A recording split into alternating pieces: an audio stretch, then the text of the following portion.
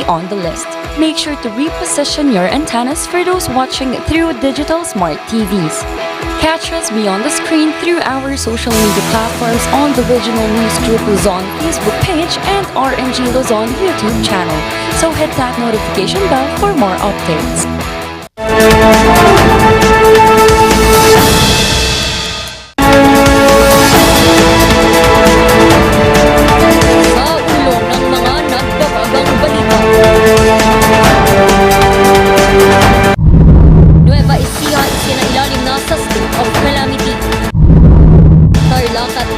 Bumabangon matapos ang pagbayo ng bagyong Karding. Mga tulong sa mga nasalanta ng bagyong Karding, patuloy ang pagtubos. Little Miss Baguio muling nagbalik matapos ang 2 taong pandemya. At fresh graduate tinupad ang pangarap ng yumaong kaibigan.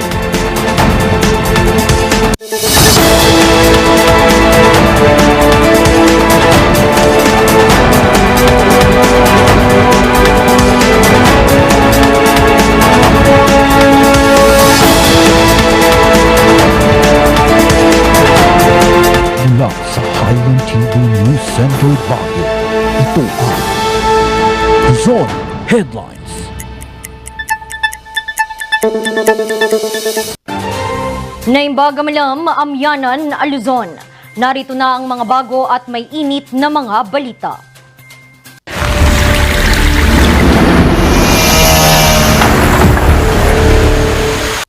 Dahil sa pinsalang iniwan ng bagyong Karding sa Nueva Ecija, isinailalim ang probinsya sa state of calamity. Narito ang balita. Sa bisa ng Resolution No. 482 Series of 2022, isinailalim na ni Governor Aurelio Umali ang buong probinsya ng Nueva Ecija sa state of calamity. Ito'y dahil sa pinsalang iniwan ng bagyong Karding sa probinsya. Kabilang dito ang aabot sa 1,422 totally damaged houses at 7,916 partially damaged. Kinukumpuni na rin ng mga linemen ng Nueva Ecija Electric Cooperative ang mga nasirang poste ng kuryente. 56% na ng probinsya ang naibalik ang supply ng kuryente. 700 na naman ang pansamantalang isinara sa trapiko. Samantala, halos lubog pa rin sa tubig baha ang ilang bayan ng probinsya. May mga iilang LGUs po tayo na hanggang ngayon ay hindi pa rin po nagre-resume yung pasok po ng mga bata or ng mga estudyante sa kanilang mga lugar. Aabot naman sa 3,940 ang kabuang bilang ng mga residenteng nasa mga evacuation centers pa rin. Patuloy silang nakatatanggap ng tulong mula sa mga LGU at iba pang ahensya gaya ng DSWD. Aabot naman sa 968,365,304 pesos ang naitalang pinsala sa agrikultura. Wala namang naitalang namatay sa probinsya sa kasagsagan ng bagyong Karding. Randy Guzman para sa Luzon Headlines. Tulong-tulong ang iba't ibang ahensya sa pagbibigay ng ayuda at clearing operation sa mga nasalanta ng bagyong Karding sa Central Luzon. Magbabalita Sofia Pagaduan. Matapos ang pananalasa ng bagyong Karding, 32 bayan at syudad ang nagdeklara na ng state of calamity. Kaya nakatutok ang iba't ibang ahensya at organisasyon sa mga nasalanta ng bagyo sa Central Luzon.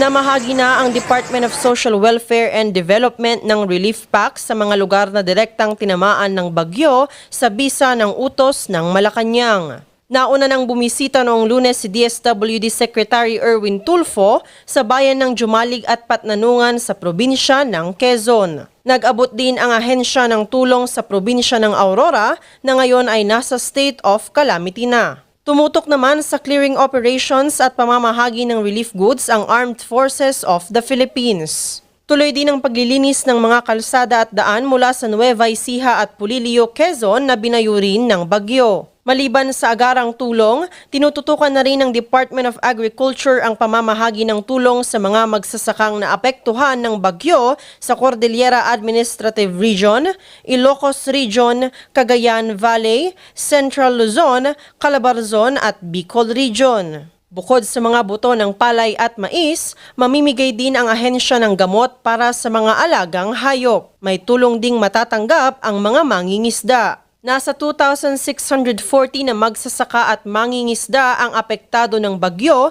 habang pumalo na sa 110 million pesos ang pinsala ng bagyo sa agrikultura. Bukas naman ang ilang private organizations para sa paghahatid ng tulong sa mga nasalanta. Tiniyak ni President Ferdinand Bongbong Marcos Jr. ang tuloy-tuloy na tulong ng iba't ibang mga ahensya ng gobyerno.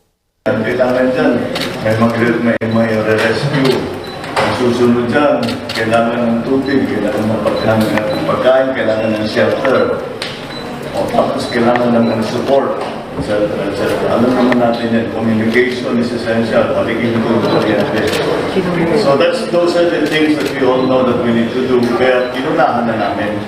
And so far, naging effective naman yung aming response. Sa huling tala ng National Disaster Risk Reduction and Management Council, umabot na sa 39,893 na pamilya o 157,023 na individual ang apektado ng bagyong Karding. As of this morning's counting, ang sabi ng NDRRMC, 8 po ang reported dead, 3 pa ang missing, 32 cities and municipalities have declared that they're under a state of calamity. Although maano yung numbers na ito, sinasabi ng DSWD dahil na pre-position po ang mga relief goods at pre-evacuated ang mga naging potential victims or victims dito, the damage is minimal in terms of the cost of human life and injuries. Umabot na sa 631 ang totally damaged na mga bahay, habang 2,437 na mga bahay ang partially damaged mula sa Region 1, Region 2, Region 3 at Cordillera. Sa kabuuan, aabot sa 3,068 ang mga nasirang bahay. 5 milyong piso na ang halaga ng tulong na naihatid sa mga nasalanta ng bagyo. Sofia Pagaduan para sa Luzon Headlines. Patuloy naman pong bumabangon ang probinsya ng Tarlac at Pampanga mula sa pinsalang iniwan ng bagyong Karding. Ang detalye sa report ni Ann Nimenzo.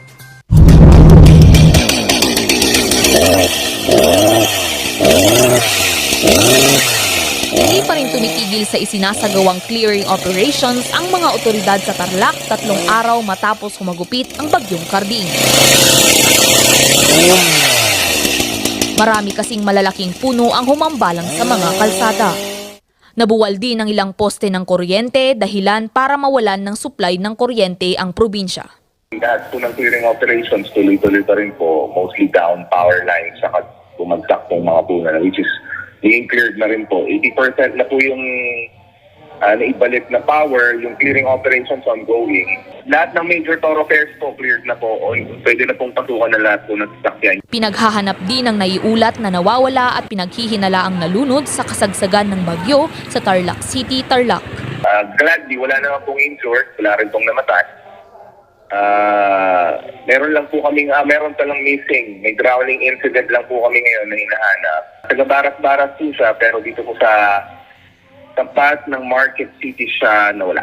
Isinailalim na sa state of calamity ang bayan ng Concepcion sa bisa ng Sangguniang Bayan Resolution 79 Series of 2002. Samantala, sa probinsya ng Pampanga,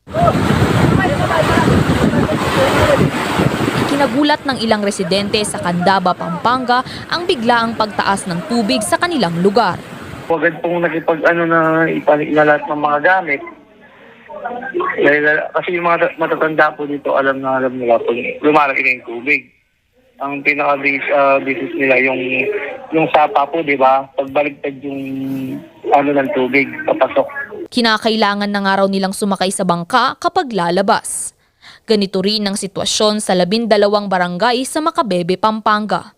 Kaya naman, isinailalim na rin ng bayan sa state of calamity. Meron pa rin pong ilang mga lugar na binabaha. Ito din po ay dahil dun sa patuloy na pag-ulan. And kasama na din po na sa nagiging cause nito, yung high tide sa mga lugar. So dahil po dun sa high tide and also yung patuloy na pag-ulan dun sa mga lugar na to. And also yung tubig na bumababa from other or mga higher provinces.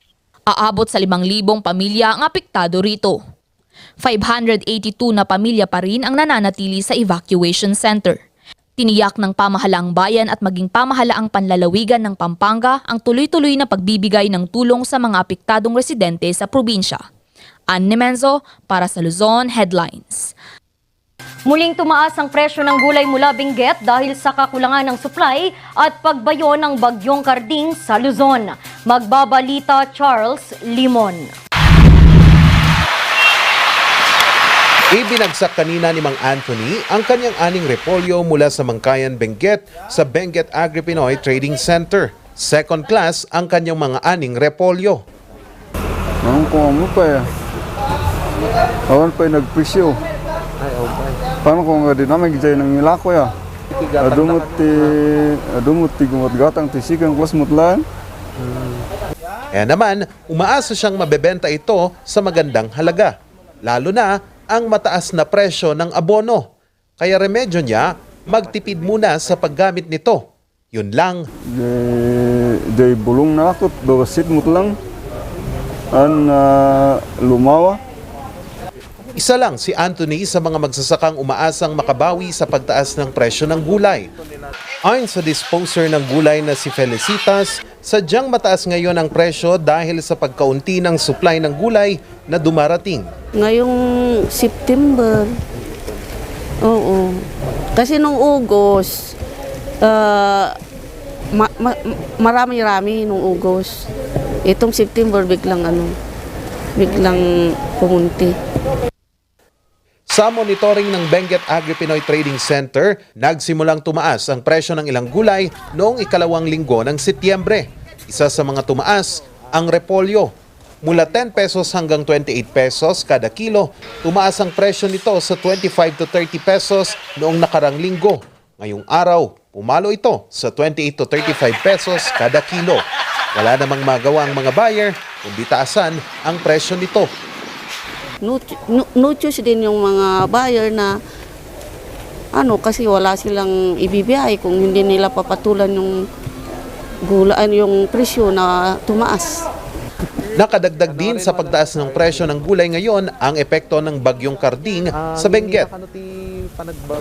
Nasira ng halimbawa itong Karding walang ulan pero malakas ang hangin. Parang pinatumba yung mga gulay. Karo jay patatas. Oo. Natay ba no aduti matidip balin nga masolbar. Nyati problema lang basta ki kuana. Na ko jay lamusin ton. Jay bunga na. Ramdam din ang pagtaas ng presyo ng mga gulay sa iba't ibang pamilihan sa Metro Manila. Umabot sa 20 hanggang 30 pesos ang tinaas ng mga presyo ng gulay mula Benguet at mga lowland crops. Ito'y dahil pa rin sa epekto ng bagyong Karding sa mga taniman sa Central Luzon. Pero ayon sa mga grupo ng mga magsasaka sa Benguet, ito'y kaunti lamang na pagtaas ng presyo at inaasahan ding bababa. Ang past few days before na nag-40 yung repolyo, ang pinakamataas yung presyo ay nagre-range ng 25 to 32, 25 to 30, ganon. Pero kahapon lang siya umakyat ng as high as 40 pesos. Pero ngayong araw na to, bumaba na naman. Nilinaw din ng grupo na hindi masyadong nakaapekto ang bagyong Karding sa supply ng gulay. Kaya asahan daw ang pagbaba ng presyo ngayong linggo. Siguro mag-steady siya sa ganyan, sa 22, 25 hanggang 30, ganon. Okay yan. On the part of the farmer, at least may above cost of production siya. At sa part din ng buyer, hindi naman siya masyadong mataas. Ayon sa datos ng Department of Agriculture Cordillera, aabot sa 1.5 million pesos ang naging pinsala ng Karding sa mga pananim sa Cordillera. Karamihan dito ay mga pinadapang taniman ng palay na umabot sa 1.3 million pesos at mais na umabot lang sa higit 164,000 pesos. Umabot sa higit 10,600 pesos ang pinsala sa mga high-value crops na kinabibilangan ng mga gulay ng Benguet. Tiniyak naman ng Department of Agriculture at ng mga magsasaka ang sapat na supply ng gulay ngayong bare months. Charles Nicolimon para sa Luzon Headlines. Inspirasyon naman ang hatid ng isang guro mula sa Baguio City nang magpatayo ng isang play school para sa mga children with special needs. Magbabalita Brian Asilio. Ang edukasyon ay karapatan ng bawat isa. Iyan ang pinanghahawakan ni Teacher Jasmine mula Baguio City. Dating guro sa isang universidad si Teacher Jasmine, pero upang matutukan ang pagpapalaki sa kanyang anak, minabuti niyang umalis muna sa trabaho. Pero kahit umalis ito sa dating trabaho, malaki pa rin ang pagpapahalaga niya sa pagtuturo. Sa murang edad pa lang kasi, pangarap na niya maging guro at magkaroon ng sarili nitong play school. Pero sa hirap na makapasok at mag-apply sa iba't ibang paaralan, dito na niya tinupad ang pangarap na magtayo ng play school. When the time arrived na pwede na akong mag-work, na ready na akong i-let go yung pagiging full-time mommy ko, wala na akong ma-applyan because pandemic na. So parang lahat ng schools nag-cut short ng employees nila. So sabi ko, this is the moment na magandang i-open ko na yung dream ko, i-start ko na. I took the risk. I started to open a tutorial center. Bukas ito sa lahat ng bata at mga magulang na gustong i-enroll ang kanilang anak upang matuto ng mga general subjects. So we cater to kids. We have a short-term program to kids for socialization, and we also have long-time programs, parang nursery ang idea niya. And then we also cater math and science tutorial services. But most especially, we are very, very open po to kids with special needs. Kasama ang ilang mga guro, nagtuturo si Teacher Jasmine mula edad 1 hanggang 5 taong gulang na mga bata. Much into parent school collaboration. So yan po ang very, very goal ko. Because I don't think na kaya ang bata ay madedevelop lang sa loob ng classroom. It's more of the time ng isang bata nasa loob ng house. So gusto ko, or my goal, is to involve the parents as much as possible in the development of the children. Passion ni Jasmine ang pagtuturo sa mga children with special needs. Kaya ikanulungkot niya nang malamang wala umanong pondo ang Department of Education na tumututok sa special education. Very sad po ako. Sobrang sad, syempre, because my heart is for special children. Yes. And ang pinaka-malungkot doon is they are called special children because they are special. They are. And if you come to look at it, very expensive po ang therapies natin sa bansa. Sa pagdinig ng House of Committee on Appropriations para sa pondo ng DepEd, nilinaw ni DepEd Undersecretary Ernesto Gaviola na humiling sila ng 560 milyong piso para sa special education. Pero hindi ito inaprubahan. Sa kabuuan, binigyan ng 631 billion na pondo ang DepEd na tutugon sa mga problemang kinakaharap ng basic education. If the Department of Education is given the budget that it is requesting, we will be able to open more programs to address the learning problems of our students. Initially po, lumapit na kami sa Pangulo at sinabihan ko po ang Pangulo na if you give me 100 billion, I will solve all the problems of basic education. Hiling ni Teacher Jasmine na mas mabigyan pa ng importansya ang mga gurong tulad niya. Pag-unawa at pagmamahal ang hiling niya para sa mga children with special needs. Brian Asilo para sa Luzon Headlines. Susunod, mga nanalo sa pagbabalik ng Little Miss Baguio kilalanin. Yan at iba pang mga balita. Abangan!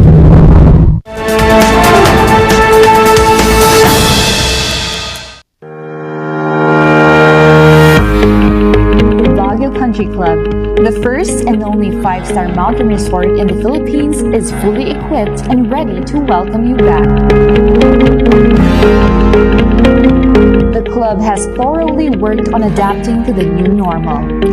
The usage of any of the facilities and amenities of the club is governed with specific rules, regulations, and procedures in accordance to the medical, physical distancing, and disinfecting protocols. And As you return back here to your second home and make new memories with us, we assure you that at the Baguio Country Club, you do not have to worry because we can assure you that the club continuously puts great importance to the health, safety, and wellness of its members, guests, and employees. Coronavirus. Dahil dito, may mga bagay na hindi mo na magagawa. Ngunit, may katuwang ka. PDA or Pau de Arco Herbal Capsule na may antiviral quercetin at immunity booster. Mag-PDA or Pau de Arco Herbal Capsule araw-araw. Para iwas sakit, iwas virus. PDA. Proteksyon, depensa, alay sa kalusugan. PDA or Pau de Arco Herbal Capsule is available in all leading drugstores nationwide. Another quality product of Aldrich Corporation. For better life. Yes. Ayos to. Ayos to. Lakas naman ang tawa mo. Sino ba namang hindi matutuwa dito sa online shopping service at cash on delivery ng PG Home Builders?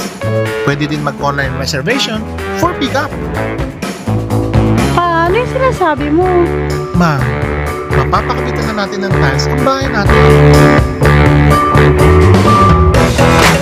Baka naman pwede mo isabay yung bubong ng bahay natin. Para sa quality construction materials, mag-TG Home Builders. Main warehouse and showroom at number 75 Ferguson Road, Gisad, Baguio City. Bucaucan Branch at number 73 Bucaucan Road, Baguio City. Marcos Branch at KM3 Marcos Highway, Baguio City. Sales Office Branch at number 221 Atab Marcos Highway, Baguio City. La Trinidad Branch at KM6 Batag, La Trinidad. And Urdaneta Branch at MacArthur Highway, Urdaneta City. TG Home Builders. We turn houses into homes. Bulok, maliliit at hindi ba malusog ang inyong mga halaman? Omega Green ang kasagutan.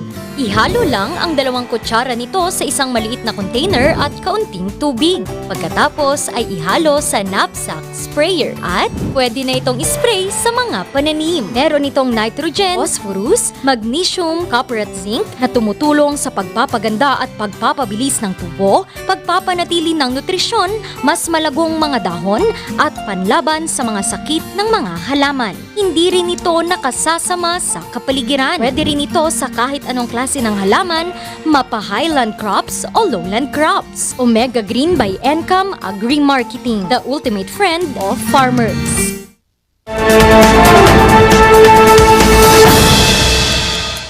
Pagkatapos ng 2 taong paghigpit na dulot ng pandemya, nagbalik muli ang Little Miss Baguio. Hatid nito ay kumpiyansa sa sarili ng mga kalahok. Magbabalik sa report, Sofia Pagaduan.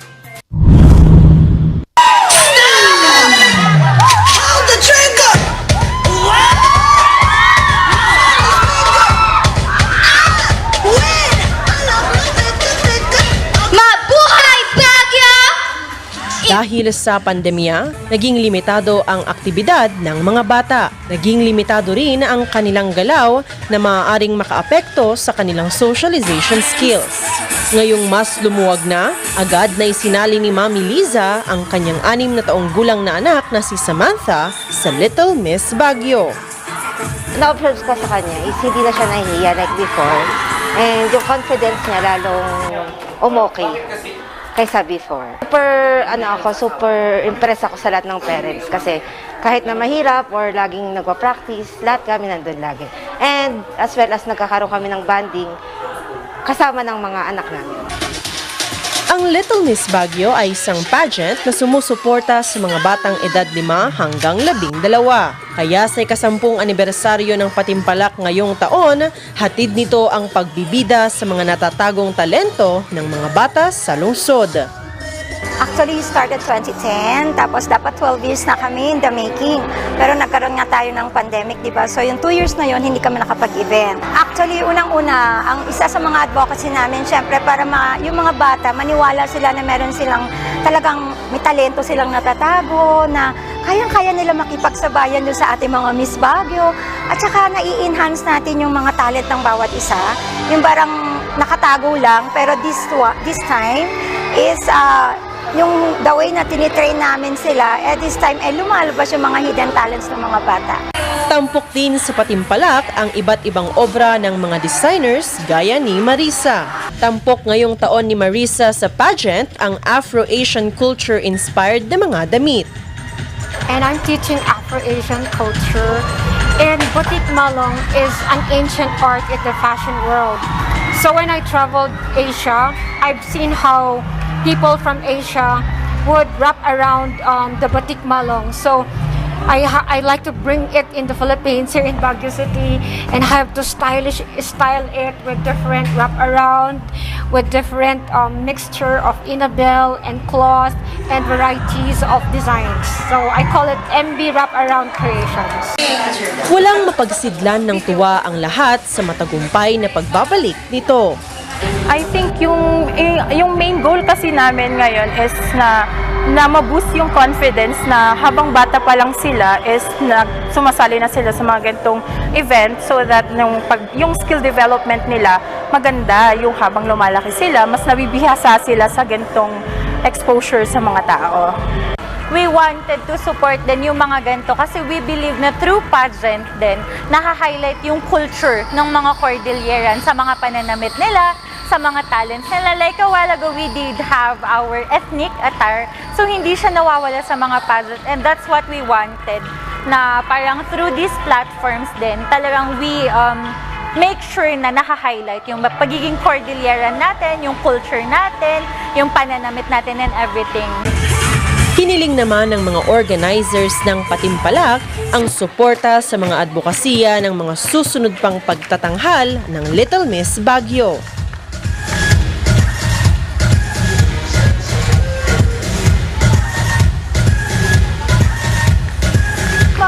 Always believe in yourself na hindi naman hadlang yung mayaman tayo, mahirap tayo, may kapansanan tayo, wala. Everybody's welcome as long as na merong self-confident yung bata. Kasi hindi naman tayo nagdi-discriminate. Umabot ng halos 6 na buwan ang preparasyon ng Patimpalak para sa pagbabalik nito ngayong taon.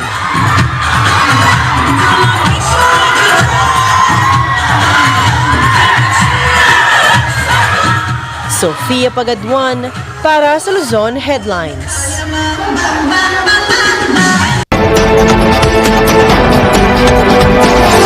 The Department of Justice cannot issue a hold departure order. Marami ang tayong mga balita na nagsasabi na ang isang tao was prevented from boarding his plane going abroad because of a hold departure order. At nagkaroon na ng kaso ang ating mga korte, starting off with Silverio versus Court of Appeals.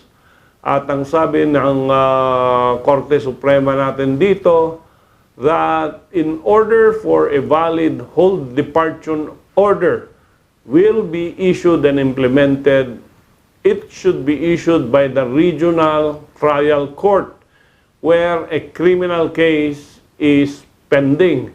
At hindi rin pwedeng mag-issue ang municipal trial court ng hold departure order, lalong hindi pwedeng mag-issue ang regional trial court ng hold departure order in civil cases or special civil action cases or special proceedings cases. No, halimbawa sa petition for custody, no, in the regional trial court, kahit regional trial court nan, hindi pwede because hold departure orders are issued only for criminal cases. Of course, the power to issue a hold departure order is inherent doon sa ating mga korte. And hindi kailangan kumuha ng consent ang judikatura na galing sa legislatura para mag-issue ng hold departure order. That is within their powers. But we emphasize na ito lang ay pwede from the regional trial court provided that there is a criminal case pending against the person na pinapa-issuean ng hold departure order.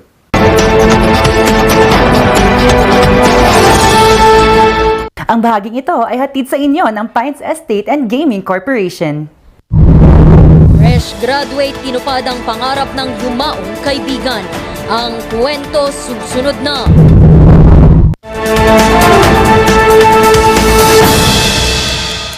Ang maagang konsultasyon ay mahalaga sa pagpuksa ng sakit na dengue. Ngunit, ang tanong ng sambayanan, sapat nga ba ito? Masikasi, maliksi, protektado at mapagmatyag, yan ang dapat mong taglayin. Hanapin ang pinagpupugaran at wasakin ito. Hello? Nahanap ko na po yung lungga. Kailangan ko na po kayo. Sige po, Master. Suportahan ng fogging at spray. Tatapusan mo na, mosquito man.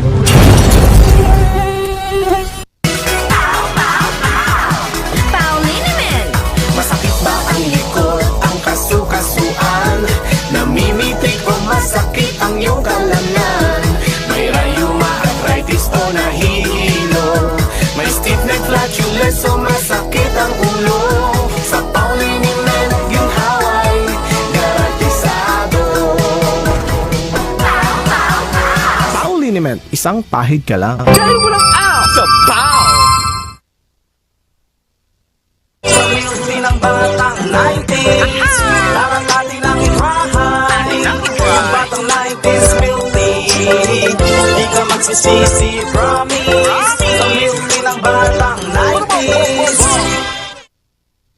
Bizarre Music offers a complete line of musical instruments.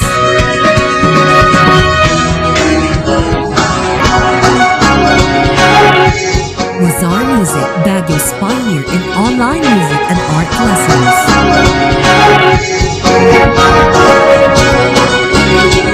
Bizarre Music, bringing music closer to your hearts.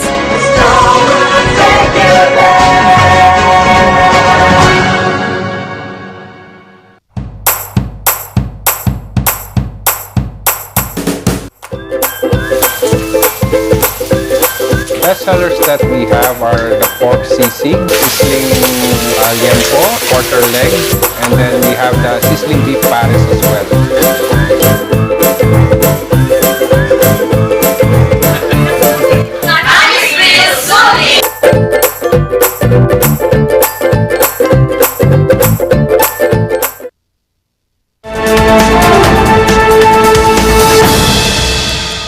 Tinupad ng isang fresh graduate ang pangarap ng yumaong kaibigan na makapagtapos sa pag-aaral. Ang nakakaantig na kwento ng pagkakaibigan, silipin sa kwento ni Yeda Joyce Rodil. 7 taong nang magkaibigan sina Olive at Arlene. Galing man sa magkaibang lugar, hindi ito naging hadlang sa kanilang pagkakaibigan. Kursong midwifery ang pinasok ng magkaibigan. Kaya habang nag-aaral, sabay silang namasukan sa isang medical center. Dito rin lumalim ang pagkakaibigan ng dalawa. Sa Batangas Medical Center na nga lang kami nag-start na maging friends. So doon, lahat, palibasa magkasama kami sa isang area, magkasama kami sa duty. So doon nag-start yung friendship. Tapos siya din ang unang-unang nakaalam na nabuntis ako, siya lahat. Nung time na ako ay nanganak, andun siya lahat din. Ngunit sa kabila ng kanilang pagkakaibigan, sinubok sila ng tadhana. Noong nakaraang taon lamang, na-diagnose si Arlene ng breast cancer. Dagdag pa rito ang kanyang pagdadalang tao. Na-diagnose na siya ng February, tapos February din nalaman niya na nabuntis siya. So kahit nagkikimo siya, ongoing yung chemo niya, nagdadalang tao siya. Pero dahil dito, mas lumalim pa ang pagkakaibigan ng dalawa. Sinuportahan ni Olive ang pagpapagamot ni Arlene, pero noong Hunyo, dumating kay Olive ang masamang balita. Tinawagan na lang ako nung kumare ko na malapit din sa amin na sabi niya, kumare, wala na si baby. Kahit kauuwi ko lang galing trabaho. Sabi ko, ha? Sino? Wala na si Easy. Ha? Bakit? Anong nangyari? Kasi mag-ausap lang kami ng 1 linggo. Sabi ko, magkausap lang kami ng 1 linggo. Anong nangyari? Bakit naman ganun? ang lakas-lakas pa niya nung magkausap kami kasi nagkita lang kami sa hospital. Labis na ikinalungkot ni Olive ang pagpanaw ng kanyang kaibigan dahil sa breast cancer. Hindi naman iniwan ng kanyang mga mahal sa buhay si Arlene hanggang sa kanyang huling sandali. Kaya naman bilang kaibigan, tinupad ni Olive ang pangarap ng kanyang yumaong kaibigan na sabay silang magtatapos sa pag-aaral. Gusto niya, iniintay niya talaga yung graduation namin. So, nung time na sinabi ng school na mag-face-to-face graduation, nung nag-announce, sobrang happy siya noon. Tapos, sabi niya, "Baby, salamat sa Diyos at sa tagal ng iniintay natin." Pero hindi na nakaabot si Arlene sa kanilang graduation pictorial at pati ang nais na face-to-face graduation. Pero hindi sumuko si Olive sa pagtupad ng pangarap ng kanyang kaibigan. Nakiusap si Olive sa official photographer ng kanilang universidad na i-edit ang litrato ng kaibigan. Ito'y upang magkaroon ng graduation photo si Arlene. Gusto ko kasama ko siya. Kasi alam ko kung gaano siya magiging masaya kung buhay pa siya. Sabi ko gano'n. Kaya sabi ko sa mama niya, "Attend po kayo ng graduation kasi alam ko kung gaano niya to hinihintay." At noong ika-23 ng Setyembre, dumating ang araw ng kanilang pagtatapos. Bit-bit ang litrato ng kanyang best friend, nagmarcha si Olive sa stage upang tanggapin ang kanilang diploma. Clet Olive Ranuda, Batangas. Perez Arlene Charmaine, Marilao, Bulacan. Tinanggap din ni Olive ang diploma ng kaibigan. Alam ko masaya-masaya ka kasi natupad na isa sa mga pinapangarap natin, pag-graduate tayo. Huwag kang mag-alala, pagdating kay Ine, hindi ko siya pamabayaan. Kung nasad ka man ngayon, mahal na mahal kita, miss na kita. Napatunayan ni Olive ang walang hanggang pagmamahal at pagpapahalaga sa pagkakaibigan nila ni Arlene kahit hanggang sa huling sandali. Yeda Joyce Rudil para sa Luzon Headlines. At yan ang mga balitang nakalap ng Luzon Headlines ngayong araw. Muli, maraming salamat at magandang gabi sa ating lahat.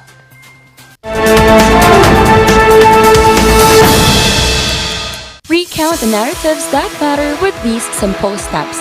Rescan your Digi boxes and look for